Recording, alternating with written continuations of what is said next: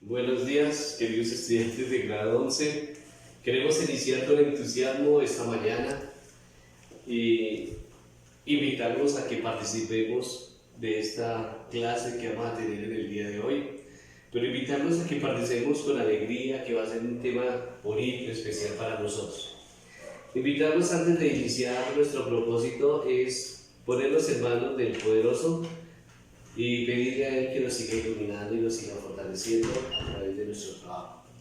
Que sea el Espíritu Santo quien nos ilumine y pongamos en manos del Señor a nuestra fundadora, que el día de hoy estaba cumpliendo años, el día de ayer estaba cumpliendo años, entonces pidámosle al Todopoderoso para que la ilumine, la fortalezca, le siga dando su salud, la siga fortaleciendo y que a nosotros también nos dé la sabiduría para abrir nuestras mentes y nuestros corazones de poder seguir trabajando y de aprender y de seguir adelante con nuestra formación. Pidámosle a Él para que abra nuestras mentes, nuestro corazón y que la palabra de Él enriquezca nuestro conocimiento.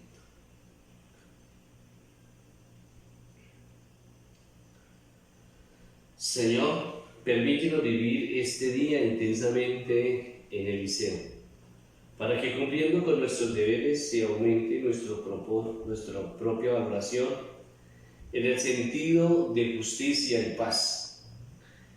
Permítenos entender que estamos siendo educados para dar lo mejor de nosotros mismos, a nuestras familias, a nuestro país y a la humanidad. Así sea. Que esta gracia del Señor nos siga bendiciendo en el nombre del Padre, el Hijo y el Espíritu Santo. Amén. El propósito de la clase de hoy ya lo hemos mencionado durante las clases anteriores y es el fundamento y reconocer la importancia de la Edad Media en la filosofía. Ya ustedes tienen ese conocimiento, tienen ese valor, tienen esa experiencia, según los trabajos que me han enviado, según esos estudios de San Agustín, de Santo Tomás, sobre las escuelas helenísticas. ¿Cómo hace parte esta formación en nosotros? Y hoy vamos a hablar un poquitico sobre ese sentido fundamental de lo que es la Edad Media, ya un poquito más avanzado a esta realidad. Por eso interpretamos en la Edad Media dos elementos importantes que se están dando hoy en día, y es los elementos de fe y razón. Los elementos de la fe y de la razón.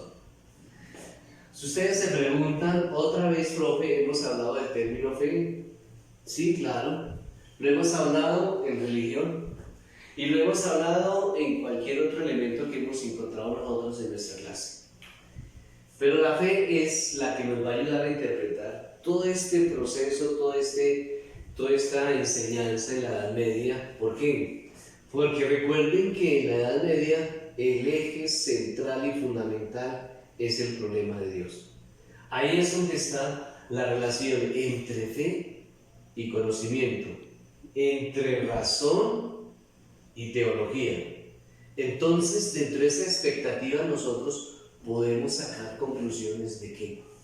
De que la fe ilumina la razón fortalece a la fe. Las dos se necesitan, las dos se unen, las dos se relacionan e interpretan toda una realidad fundamental. Se hablaba en San Agustín, recuerde la frase de San Agustín: entiendo para creer y creo para entender, que soy de San Anselmo, tomada y nos la dan a enseñar a nosotros. Entonces, a partir de la fe, razonamos y a través de la razón tenemos fe.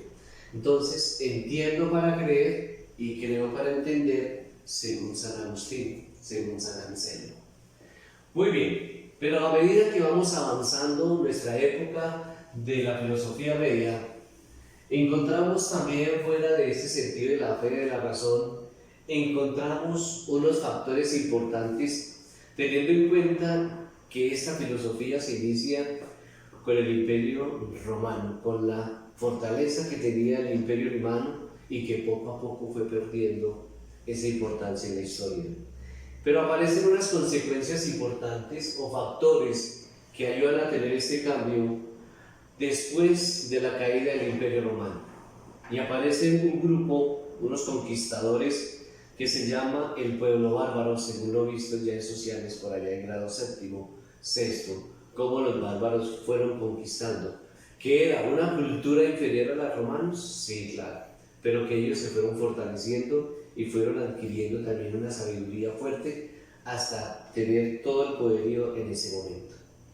Entonces encontramos unos factores importantes. ¿Cuáles serían esos factores? Primero, que se crearon varios reinos independientes.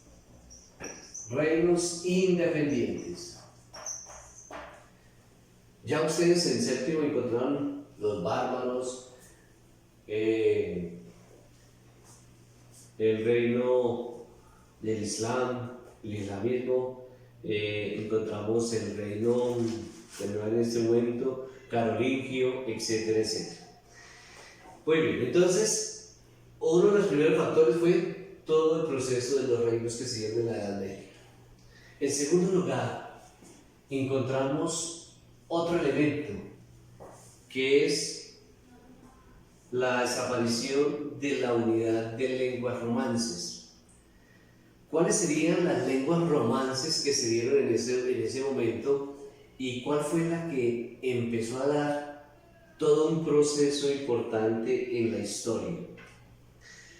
Conocemos nosotros las lenguas romances, que son la unión de lenguas del Imperio Romano con toda esa cultura del pueblo bárbaro, y encontramos nosotros, por ejemplo, el francés, el portugués, el castellano, el italiano, todas las lenguas que se desprenden del latín, ¿sí? Recuerden ustedes que hoy en día uno puede saber 2, 3, 4 lenguas, pero que hay unas que son muy bonitas para hablar. Por ejemplo, si ustedes quieren aprender el francés es una lengua romance espectacular.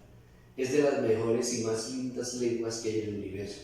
Yo los invito a ustedes para que aprendan el francés, aprendan el italiano, porque son lenguas muy lindas, muy preciosas para nuestra formación.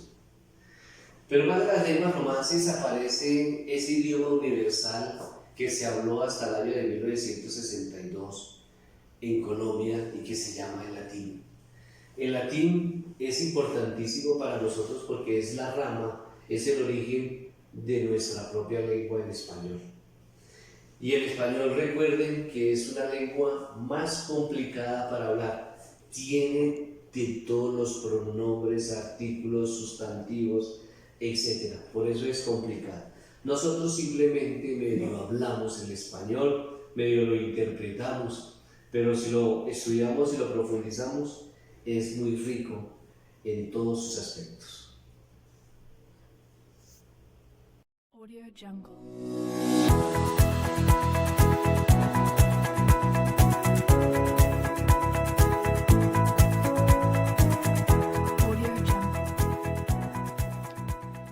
En este video hablaremos de la filosofía medieval, que centra su interés en Dios, donde surge una asociación entre la filosofía y el cristianismo, es decir, entre la filosofía y la religión, además de que la reflexión pasará a ser la divinidad, quedando subordinada a la comprensión e interpretación del mundo, del hombre, de la sociedad y el conocimiento que se puede obtener de lo divino. La filosofía medieval da inicio en la Edad Media en el año 476 después de Cristo. Recibe el nombre de filosofía medieval por la caída del Imperio Romano en Occidente 476, hasta la toma de Constantinopla por los turcos en 1453. Trata de un largo periodo caracterizado por importantes acontecimientos históricos, sociales, políticos, culturales y científicos. Existe en este periodo un claro predominio cultural de la religión cristiana. La filosofía está al servicio de las creencias religiosas, concretamente de la monoteísta, que es la judía, cristiana y musulmana. Todos los filósofos medievales tienen como fuentes inmediatas filosofías griegas, debido al encuentro entre ambos periodos, la filosofía griega y la filosofía oriental, que da como resultado la cultura occidental.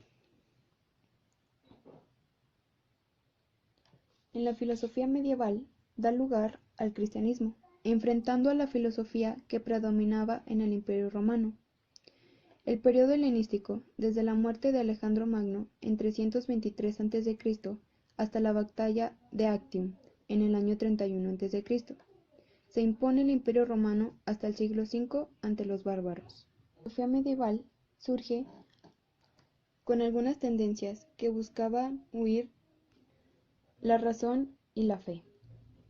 También nace la teología, donde se dejan atrás los planteamientos filosóficos griegos para abrir paso a un nuevo cuestionamiento de fe sobre razón, y donde Dios se convierte en el centro de todas las cosas. Y por último, se caracterizaba por la ausencia de libertad de pensamiento. La filosofía griega insiste en los límites del conocimiento humano. De hecho, en la Alta Edad Media abunda el escepticismo. La filosofía abarca gran pluralidad de escuelas filosóficas que coexisten pacíficamente, donde está el platonismo, el epicureísmo, el estoicismo y el aristotelismo. El hombre es creado a imagen de Dios, con un alma inmortal y un cuerpo que resucita. Ahora pasaremos a las doctrinas filosóficas del Imperio Romano. En primer lugar, tenemos el platonismo. El platonismo es la doctrina filosófica desarrollada por Platón a partir del siglo I a.C., que llegó a ser movimiento intelectual dominante en los primeros siglos. Su principal representante fue Plotino.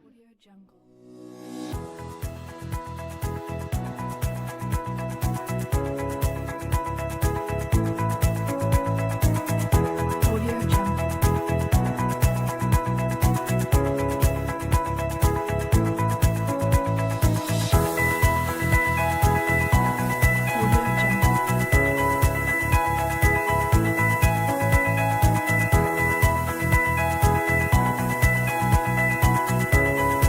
Audio Jungle.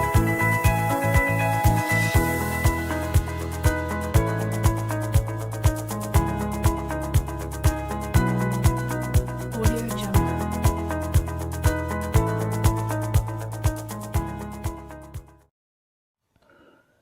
La filosofía medieval se puede decir que se divide en dos etapas, la patrística en el siglo II al siglo V y la escolástica desde el siglo V al siglo XV. La patrística se enfocaba entre la filosofía y la religión, donde se encontraban los padres de la Iglesia. Sus principales representantes fueron San Agustín, que nació en el 354 y murió en el 430. San Alberto Magno, que nació en el 1193 y murió en el 1206. Y Santo Tomás de Aquino, que nació en el 1225 y murió en el 1274.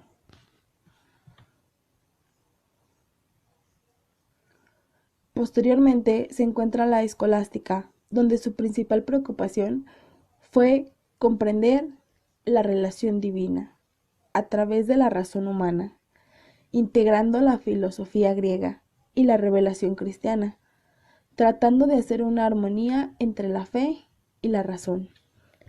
Sus principales representantes fueron San Anselmo de Canterbury, que nació en el 1033 y murió en el 1109. Juan Escoto Eriugena, que nació en el 815 y murió en el 877. Y Maimónides, que nació en el 1135 y murió en el 1204. Durante la Edad Media continuó el predominio de la educación cristiana, Algunas de sus características son el cristianismo, el germanismo, la acentuación del ascetismo, la mayor atención de la vida emotiva y religiosa, el carácter universal, el predominio de la enseñanza de las materias abstractas, el aspecto verbalista, la sumisión de una disciplina rigurosa y la aparición de tipo de educación caballeresca. Educación monástica y catedral. Con la irrupción de los pueblos bárbaros germánicos, solo quedaban las débiles escuelas y monasterios de la educación cristiana primitiva. Sin embargo, fueron adquiriendo cada vez mayor desarrollo y riqueza. En los monasterios, lo esencial era, naturalmente, la vida religiosa, y solo subsidiariamente la cultura y educativa. Su finalidad educativa más importante era la formación de los monjes. Educación palatina y estatal. Esta educación está constituida por dos grandes monarcas, Carlomagno y Alfredo el Grande. Ambos se preocuparon por la educación.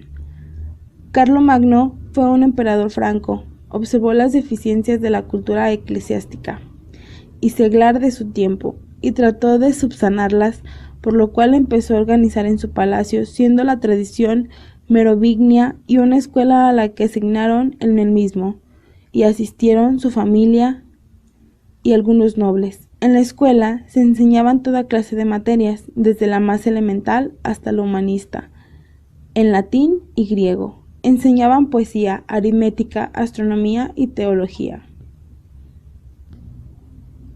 Alfredo el Grande realizó un labor parecido en Inglaterra, donde llevó a sabios y educadores de fuera de su reino para elevar el nivel cultural de este, preparando así el surgimiento de las unidades en épocas posteriores.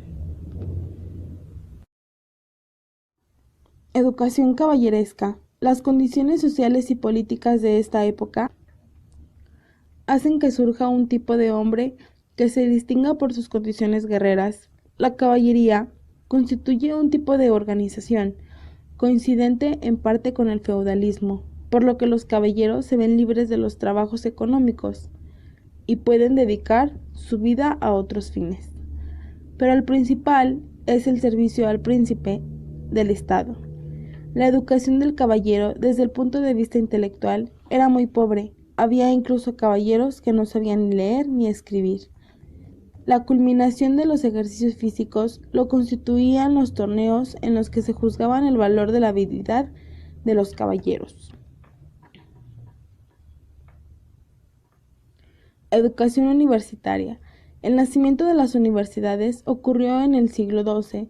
Están de un modo uniforme, sino espontáneamente, y en diversas formas. Se trata de un movimiento de cultura superior, clerical y profesional. El modo de nacer de las primeras universidades es muy diferente. Unas surgen de modo espontáneo, por la autoridad y atracción de un profesor o maestro. Otras por función del Papa y otras por ambas potestades. Educación geminal y municipal. La educación geminal tenía naturalmente un carácter eminentemente profesional, aunque ella iba incluida una parte de educación general. Esa educación se daba esencialmente en el mismo gremio, con o sin escuela. El alumno comenzaba su educación como aprendiz, con un maestro de la profesión. Una vez viviendo en la misma casa del maestro, otras permaneciendo en su casa, con el maestro estaban hasta los 15 o 16 años, aprendiendo por el trabajo de los elementos de su oficio y la instrucción. En esta edad terminaba su educación y adquiría la jerarquía oficial en la que ya podía trabajar ganando una jornal. La escolástica alcanzó su punto culminante. El carácter propio de esta escolástica fue desarrollado hasta la perfección. Es el equilibrio entre la profundidad del contenido, el manejo e indagación de los problemas filosóficos y teológicos con la mirada puesta en la realidad y en el estudio de las fuentes por un lado, y por otro, la sagaz y penetrante descripción lógica del proceso del pensamiento. Pronto se rompió esta armonía entre ambos elementos, formal y real, Desapareció cada vez más el gusto por el estudio conexo de las fuentes. Casi no se utilizó más que colecciones de citas o pasajes filosóficos y teológicos de segunda mano, y se les hizo objeto de una micología dialéctica. Llegó la época de la escolástica tardía, de los años 14 y 15, que por más de un aspecto debe llamarse una decadencia de la escolástica. Finalmente, este periodo de la escolástica es una relación que pertenece más bien a la historia de los dogmas, que lleva nuestra atención a la Reforma, ya que la teología de Lutero se encamina por otros puntos de vista de Occam y otros. En este tiempo encontramos todavía notables figuras de pensadores, personalidades en cuya fisonomía espiritual percibimos de cuando en cuando rasgos modernos. Audio Jungle.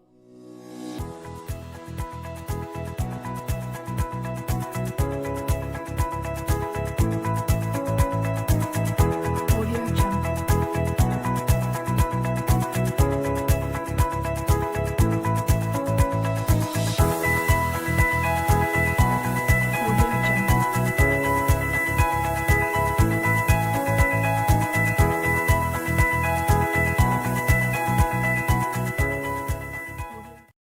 Otro de los elementos y factores que dieron cambio a esta época fue cómo la industria poco a poco se fue desapareciendo y aparece todo el proceso del campo rural. Y en este campo rural es fundamental porque todo lo que se producía era para el consumo humano, para lo particular. Otros elementos importantes de la cultura fue la ciencia, la literatura. Fueron desapareciendo, pero afortunadamente va apareciendo los grandes estudiosos y van encontrando también otras formas de enseñar. Y es, por ejemplo, que se iba perdiendo todo el proceso de la formación del derecho romano. Y con el derecho romano, en ese momento que se dio, fue importante porque es el padre de todos los derechos en el mundo. Todos los que quieran estudiar derecho, lo primero que tienen que estudiar es el derecho romano, y por eso los invito a que trabajen ustedes e interpreten qué es el derecho romano. Y de esa manera, como cuarto punto, la religión cristiana comienza a tener ese poderío a través de la historia. Y comienza a tener ese poderío, ¿por qué? Porque los diferentes gobernantes que están en el momento, y sobre todo con Carlomagno, va a tomar una fuerza importante porque es el que va a instituir el cristianismo en todo el universo. Dentro de esta alternativa de cambios de factores aparece algo que ustedes han conocido y de pronto han escuchado por ahí algo, y es todo el proceso de los monasterios. ¿Qué son los monasterios? Son lugares de formación para la iglesia de aquellas personas que querían ir a estudiar filosofía, teología en ese momento. Pero ustedes saben que en ese momento pues lo más importante era los grandes hombres que querían estudiar para ayudar y colaborar en la iglesia. Como les decía, el Imperio Carolingio con Carlomagno, que fue el gran iniciador de esta cultura, es decir, que fue el hombre de la gran nobleza que cambió todo este proceso cultural y fundamental de la Edad Media. Dentro de esas alternativas de vida y de todo lo que ustedes ya me han enviado, encontramos la figura importante de Santo Tomás. Santo Tomás de Aquino. Santo Tomás de Aquino. 1225-1274, un italiano, el cual nos ha dejado a nosotros unas enseñanzas espectaculares. Voy a hablar de algunos elementos importantes, por ejemplo, de la jerarquía de los valores. Le va a dar una jerarquía, una importancia, una estructuración fundamental a esos valores. Por ejemplo, dentro de esa jerarquía y propiedades que le da, dice que el ser es uno. El ser es uno, bueno, bello, etcétera, etcétera. Me falta uno. Verdadero.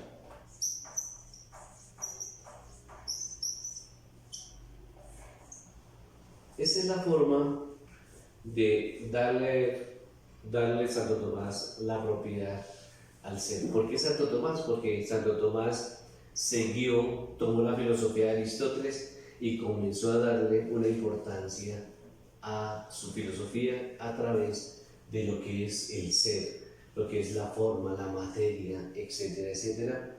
Y de ahí viene pues toda interpretación acerca de la realidad del hombre. Decíamos, el ser uno, es decir, no hay división, hay una indivisibilidad, está agarrado, se relaciona, se fortalece. Lo bueno, todo lo que hay en el universo es bueno, solamente que el hombre mismo es el que lo destruye. Lo bello, todo lo que hay en el universo es hermoso, es simplemente esa estructuración de conocer a cada ser que hay en el universo y que todo es verdadero, es decir, que a pesar de todo lo que nosotros hacemos y destruimos, vamos a encontrar siempre el bien, lo bueno, lo bello en todos los seres de la naturaleza. De esta manera, Santo Tomás, como ustedes ya me han escrito algunos, nos habla del hombre, y el hombre está compuesto por cuerpo y alma. Y al hablar del hombre y al hablar del alma, dice Santo Tomás que el hombre posee tres clases de alma. El alma vegetativa, que es la prolongación y el alimento de la realidad del hombre y del mundo. El alma sensitiva, que es todo el proceso de nuestros sentidos, es muy relacionado a Platón y a Aristóteles. Y el alma racional, que es la que se fortalece y que recibe esa fuerza de la divinidad hacia el hombre, y es lo que hace que cambie verdaderamente su naturaleza. Del hombre también habla que el hombre está fuera de sus clases de alma, el hombre está compuesto también por materia, y es este cuerpo en el cual lo fortalece el alma fortalece, le da vitalidad, energía a nuestro cuerpo. Otro de los puntos importantes de Santo Tomás, y espero que me lo entiendan y que después me lo puedan preguntar, y es que Santo Tomás tiene 5 vías fundamentales, 5 vías. Y esas 5 vías de Santo Tomás son las siguientes. Primero, todo aquello que hay en el universo tiene movimiento. Todo lo que hay aquí sale de Dios y llega a Dios. Tiene un principio de inicio y un principio final. Entonces, todo lo que hay en el universo tiene movimiento, tiene ese proceso, etc. Segunda vía, la vía de causalidad. Entonces, primero, de movimiento, segundo, de causalidad, y es lo que nosotros llamamos la línea genealógica, que existen seres primero, luego de a partir de ellos vienen otros y otros, y así sucesivamente, y se sigue extendiendo toda esa gama de la familia humana. Esa línea genealógica se da de los bisabuelos, abuelos, padres, hijos, etcétera, etcétera, que es lo que vivimos nosotros hoy en la naturaleza. Los mismos los animalitos, ellos también engendran, crean, transforman, etcétera, y van haciendo que vayan pasando de generación en generación. Tercera vía, la vía de contingencia, es decir, la vía que contiene todos aquellos seres que existen sin dejar de existir. Todo lo que existe va dejando huella y esto percibe. Un ejemplo claro somos nosotros. Nosotros engendramos y va quedando el género humano. Van apareciendo personas nuevas, nuevas generaciones, etcétera, etcétera, etcétera. La cuarta vía, la tercera vía es de contingencia.